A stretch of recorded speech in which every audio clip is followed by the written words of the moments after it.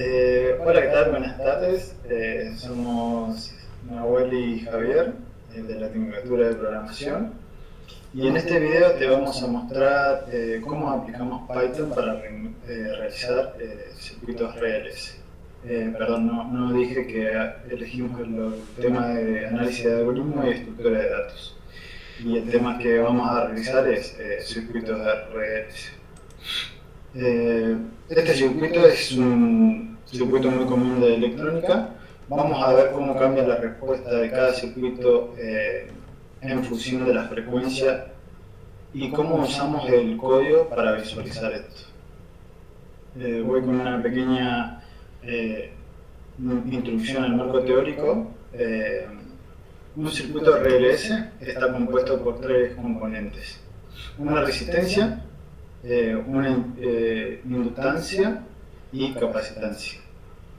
Estos tres juntos forman el sistema que reacciona de forma indiferente dependiendo de la frecuencia que nosotros le apliquemos. La clave está en la impedancia, que es básicamente la que resiste en el circuito y la que da el paso de la corriente. Perdón. Esta impedancia no es constante, cambia con la frecuencia, y cuando todas las fuerzas del circuito se equilibran, ocurre la resonancia. Todo esto se puede analizar usando la fórmula matemática que nos da la impedancia total en función de la frecuencia. Es la que ahí está mostrando mi compañero. Con todo este circuito electrónico vamos a dar a esta ecuación dentro de Python para analizar y graficar cómo varía la magnitud y la fase de la impedancia a lo largo de distintas frecuencias, cambiándole los datos, por ejemplo. Que esta parte se la voy a dejar a mi compañero Javier, de la parte técnica. Bueno, ¿qué tal? Muy buenas tardes. Vamos a hablar un poquito cómo nosotros obtenemos los datos de los cuales los vamos a ingresar en el análisis de complejidad. La idea principal de este circuito sencillo es tener tres componentes que dependen o que varían en función a la frecuencia de la señal de entrada. Tenemos una señal que puede ser de tensión o de corriente, en donde a medida que varía la frecuencia, estos componentes cambian. Al cambiar estos componentes, se van a modificar los dos algoritmos principales de análisis donde nosotros vamos a obtener la señal de impedancia. La señal de impedancia es la señal que nos determina qué tan intenso o cuándo alcanza la resonancia del circuito. La resonancia en el circuito es el punto máximo donde podemos obtener el mayor provecho de energía.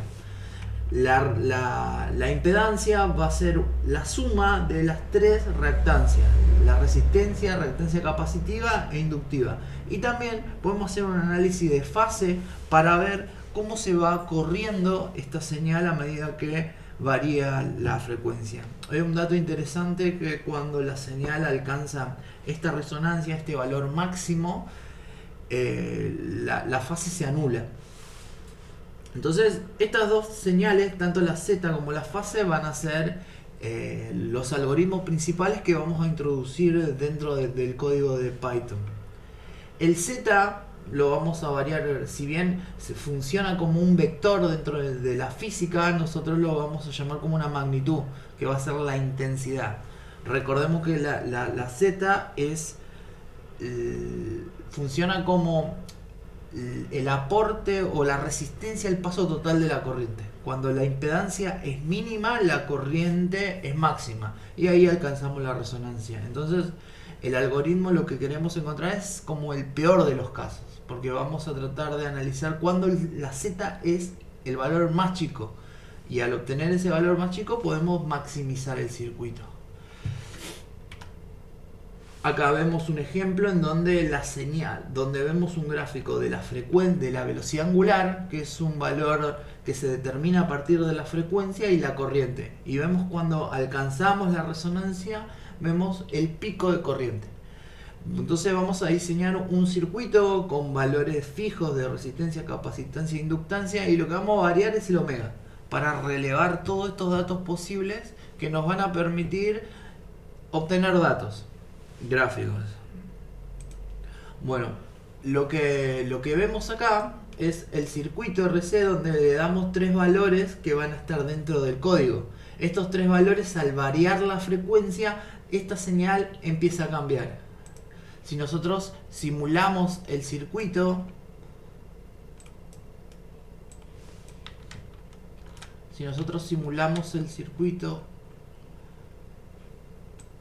lo que podemos obtener es cómo esta señal cambia todo el tiempo.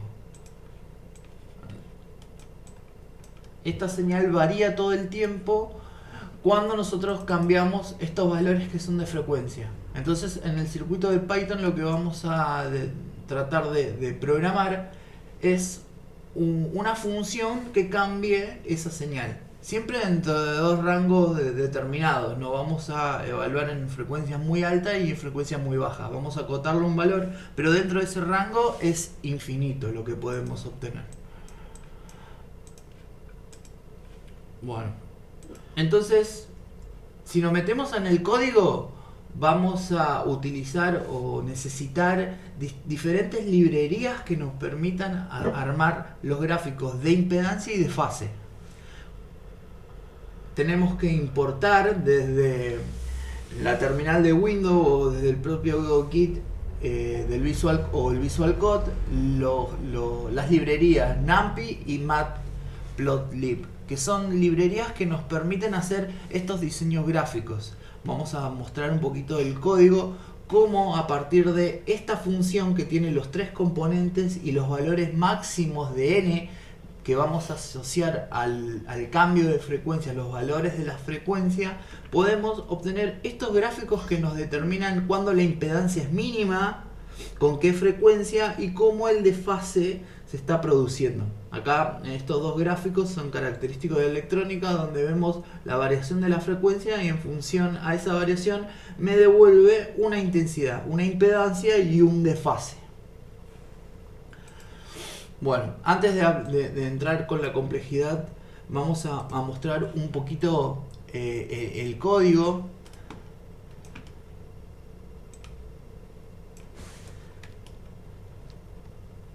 Donde el código arranca con la descarga, la instalación de las librerías y la definición de las variables. Tenemos que definir valores de resistencia, de inductancia y de capacitancia. Los valores son valores típicos que vamos a utilizar, donde no van a cambiar el componente, y también vamos a determinar la frecuencia en un long space, en una función que va a oscilar entre 1 y 10, entre 10 Hz y 1 MHz. 1 MHz son 1.000.000 de Hz. Y también esto, que es el omega, que es la función que está dentro de la señal. El omega no vamos a evaluar directamente con la frecuencia, sino que a la frecuencia la multiplicamos por 2pi, por un factor geométrico que me da una velocidad de cambio.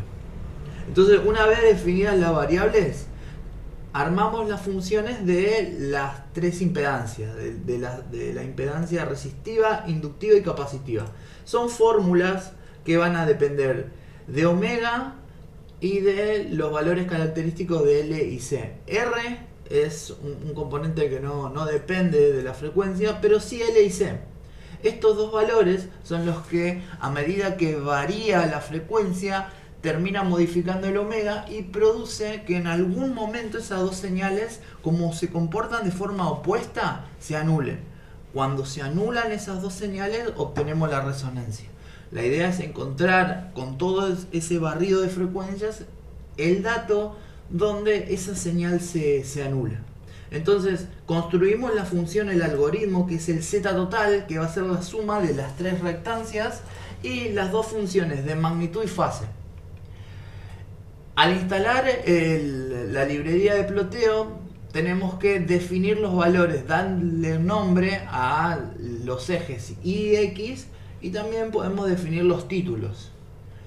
También deberíamos plotear y darle títulos al diagrama de fase, y una vez que tenemos ese diagrama podemos correr el programa e inmediatamente lo que vamos a tener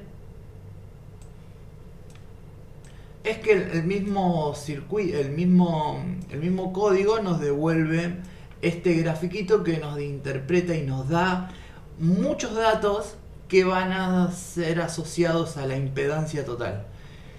Observando el circuito podemos determinar que la impedancia se anula o se hace muy chiquita en este rango de frecuencia, entre 10 a la 3, que es 1000, y 10 a la 4, que es 10.000 Hz, porque estamos trabajando en frecuencia. Y dentro de ese rango, fíjate que acá la fase se termina anulando también. Entonces, probablemente el dato que queremos encontrar esté ahí, pero eso porque lo sabemos analizar electrónicamente, analizar el circuito. Pero estaría la idea de este trabajo es a través de un código de complejidad y de datos con análisis de complejidad con el programa, con el código de VixO. Vamos a tratar de encontrar o determinar cómo podemos encontrar esos valores pesimistas donde la impedancia es mínima y provoca una resonancia en el circuito. Bueno, entonces una vez que tenemos este programa, vamos a implementar dentro del código un condicional donde vamos a hacer un barrido de estas frecuencias, analizando también los valores de reactancia capacitiva y reactancia inductiva. No la R, porque la ZR no varía, no depende de omega, que es el numerito, la variable que está asociada a la frecuencia. Estos dos valores son los que realmente nosotros tenemos que darle o variabilidad con la n, que van a ser los numeritos de frecuencia.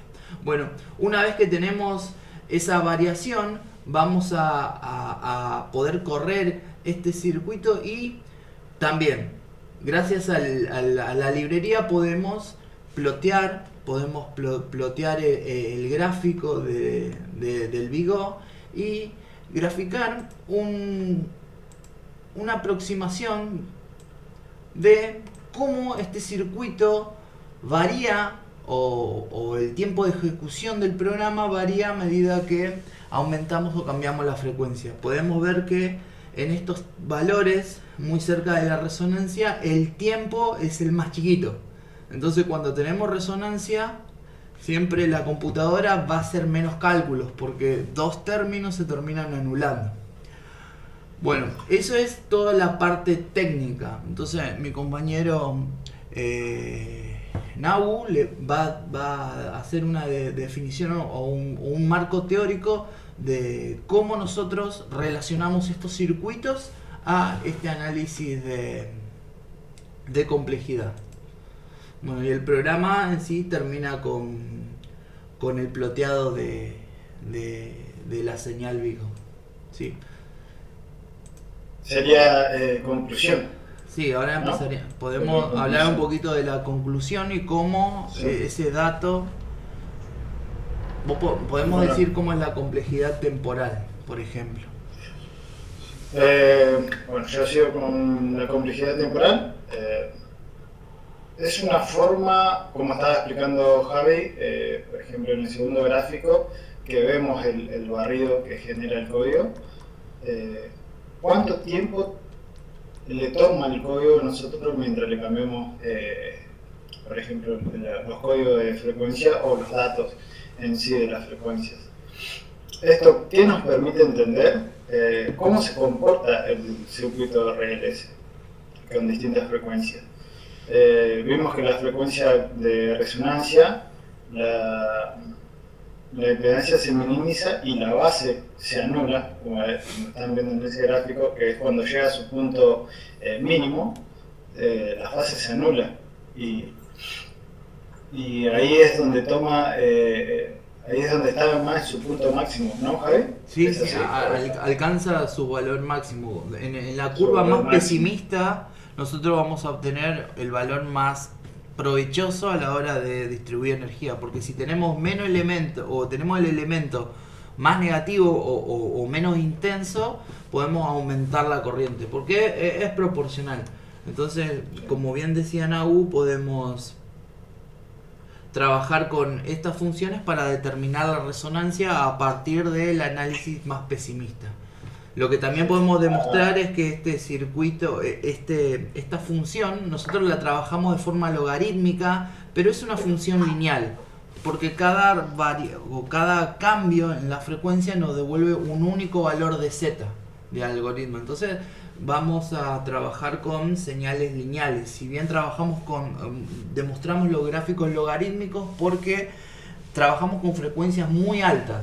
Trabajamos de 10 hasta un millón de hertz. Entonces tenemos un gráfico muy grande, entonces utilizamos estos gráficos logaritmos para reducir el tamaño de la escala.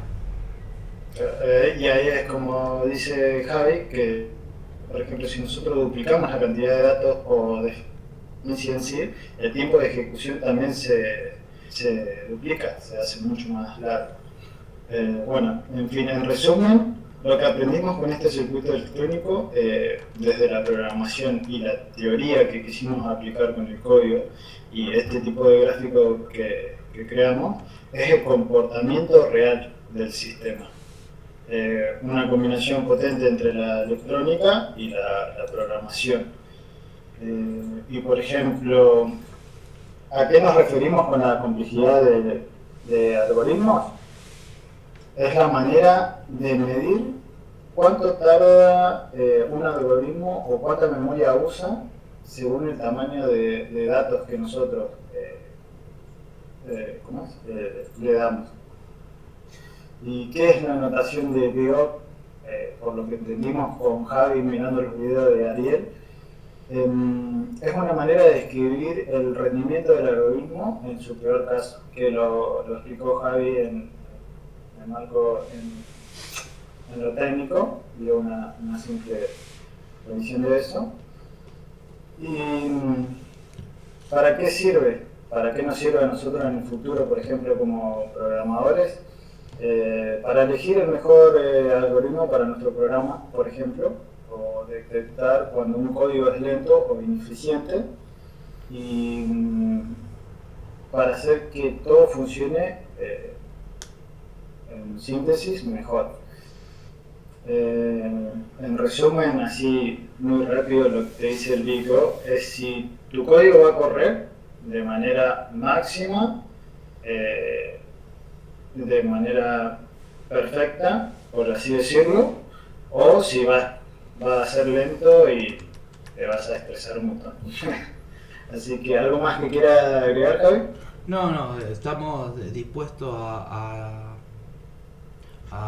entender, a comprender las correcciones si es necesario, pero tratamos de hacer un trabajo que implique una práctica real del algoritmo de Vigo en Python. Entonces tratamos de relacionar algo que se usa mucho en la industria electrónica, electromecánica, donde estos programas nos ayudan a facilitar los cálculos y a encontrar la misma solución desde un punto de vista programable. Si no ya más no tenemos que aportar, y estamos dispuestos a recibir la devolución, ¿sí? Bueno, muchísimas gracias por todo, y espero que este trabajo guste. Muchísimas gracias. Bueno, gracias.